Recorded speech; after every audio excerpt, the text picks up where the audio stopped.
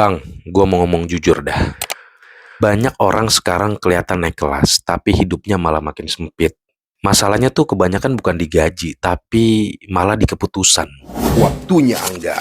Kelar dulu dah sama diri sendiri. Di umur segini tuh kita jarang bikin keputusan bodoh. Tapi sering banget bikin keputusan yang salah arah, tapi dianggap masih normal. Salah satunya ini nih, cicilan.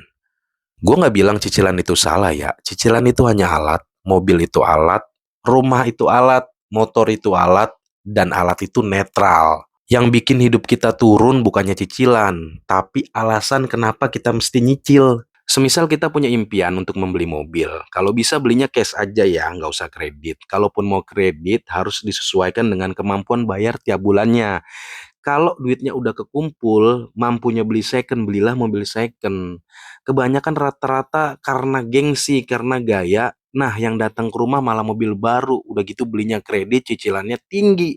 Wah, kalau kita cicil sesuatu dan hidup kita jadi lebih longgar, lebih tenang, masih bisa nabung, masih bisa mikir, kayak gitu masih sehat. Tapi kalau kita nyicil sesuatu, cuma biar kelihatan naik kelas, biar orang lain mikir kita sukses. Yang kayak gitu tuh, pelan-pelan hidup kita malah jadi makin sempit. Gue sering ketemu orang nih yang kayak gini nih. Mobilnya cakep, tapi tabungannya nol. Kerja ngejar cicilan, sakit dikit panik. Dari luar kelihatan sukses. Dari dalam, capek bang, beneran dah. Ini bukan soal miskin, tapi kalau kata gue mah ini soal salah prioritas saja. Karena sekarang hidup itu jadi kayak buat dilihat aja gitu, bukan buat dijalanin. Dikit-dikit upload sosmed, yang dipikirin itu orang lain bakal bilang apa. Bukan hidup gue tenang apa enggak. Validasi itu murah di awal tapi mahal di belakang. Naik kelas itu bukan soal kelihatan, tapi soal hidup makin longgar. Bukan soal mobil apa, tapi tidur lo nyenyak apa kagak.